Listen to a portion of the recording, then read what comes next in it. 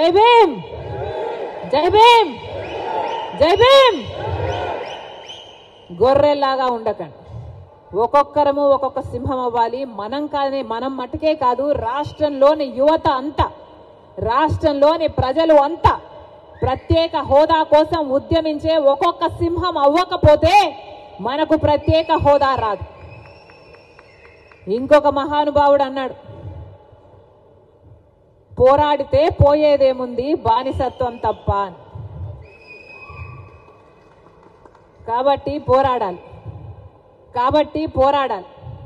పోరాడకపోతే ఏది మనకు తట్టలో పెట్టి ఇవ్వరు. మనం పోరాడి సాధించుకోవాలి, అవసరమైతే లాక్కోవాలి. అలా తయారైంది లోకం తీరు. 10 ఏళ్ళు గమ్మనున్నామే, 10 ఏళ్ళు ఊసే లేకుండా ఉన్నామే. ప్రత్యేక హోదా ఇచ్చారా ఎవరైనా? పట్టించుకున్నారా ఎవరైనా? బీజేపీ పార్టీ ఇచ్చిందా మన మంచితనం చూసి? చంద్రబాబు గారు మన కోసం కొట్లాడారా మన మంచితనం చూసి? జగన్మోహన్ రెడ్డి గారు కొట్లాడారా మన మంచితనం గురించి? మన రాష్ట్రానికి పోలవరం ఇచ్చారనా? మన రాష్ట్రానికి ప్రత్యేక హోదా ఇచ్చారనా? మన రాష్ట్రానికి రాజధానికి డబ్బులు ఇచ్చారనా? దేనికి గౌరవం?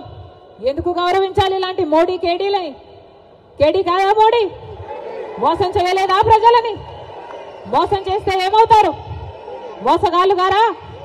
డిఫాల్టర్ను కదా కేడీ అనేది. డిఫాల్టర్ కాదా మోడీ? మనకిచ్చిన వాగ్దానాలలో ఒక్కటైనా నిలబెట్టుకోకపోతే అది డిఫాల్టర్ కాదా? మరి డిఫాల్టర్ని కేడీ అనగా ఏమనాలి? మోసం చేసిన వాడిని 420 అనగా ఏమనాలి? మోడీ 420 అయితే, మోడీ కేడీ అయితే చంద్రబాబు గారు కూడా కేడీయే, జగన్మోహన్ రెడ్డి గారు కూడా కేడీయే, జగన్మోహన్ రెడ్డి గారు కూడా 420, చంద్రబాబు గారు కూడా 420. మన రాష్ట్ర హక్కు, మన బిడ్డల హక్కు ప్రత్యేక హోదా. ఈరోజు ఎంతమంది విలువనిస్తున్నారు ప్రత్యేక హోదా గురించి? ఎంతమంది పట్టించుకుంటున్నారు ప్రత్యేక హోదా గురించి? అసలు ప్రత్యేక హోదా మన రాష్ట్రానికి వచ్చునుంటే ఈ పాటికి ఎక్కడుండను మన రాష్ట్రం? 15 లక్షల కోట్ల రూపాయలు విలువ చేసే ప్రత్యేక హోదా వచ్చుంటే మన పోలవరం మనం కట్టుకోలేమా? మన రాజధాని మనం కట్టుకోలేమా? ఎంత మేలు జరిగింది మన బిడ్డలకు. ఏ రాష్ట్రానికన్నా మన రాష్ట్రం ఎందుకు తక్కువ ఉండాలి? బాధ లేదా? ప్రత్యేక హోదా వచ్చునుంటే మన రాష్ట్రం ఎక్కడో ఉండుండే. రాజశేఖర రెడ్డి గారు మన రాష్ట్రం గురించి, మన రాష్ట్ర ప్రజల గురించి ఎంత ఆలోచన చేశాడు. ఉందా ఈ నాయకులకు ఆలోచన? చంద్రబాబు గారికి ఉందా? పోనీ జగనన్న గారు రక్తం పచ్చుకుని పుట్టారు కదా, ఉందా జగనన్న గారికి ఆలోచన? రాజశేఖర రెడ్డి గారు జలయజ్ఞంలో ప్రాజెక్టులు 54 ప్రాజెక్టులు మొదలు పెట్టాడు. ఆంధ్ర రాష్ట్రంలో 12 ప్రాజెక్టులు పూర్తి చేస్తే 42 ప్రాజెక్టులు ఇంకా అలాగే ఉంటే ఏమన్నాడు జగనన్న గారు?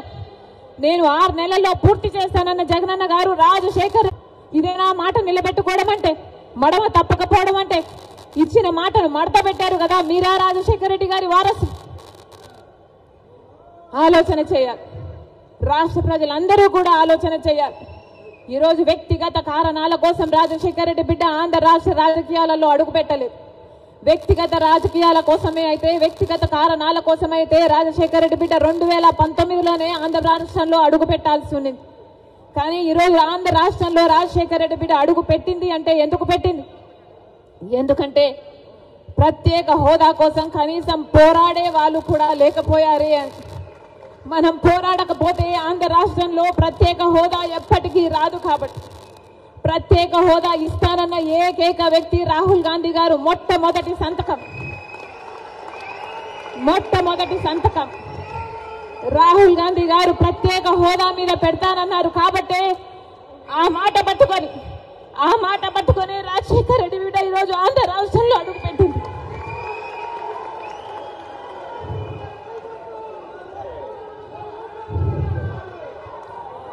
ప్రత్యేక హోదా లేకపోతే ఆంధ్ర రాష్ట్రానికి భవిష్యత్తే లేదు. ప్రత్యేక హోదా లేకపోతే ఆంధ్ర రాష్ట్రం అభివృద్ధి చెందదు అని 10 సంవత్సరాలుగా చూసామా లేదా? మరి ప్రత్యేక హోదా మనకు లేకపోతే, ఆంధ్ర రాష్ట్రం జరగకపోతే మన బిడ్డలు ఎలా బతకాలి? ఆంధ్ర రాష్ట్ర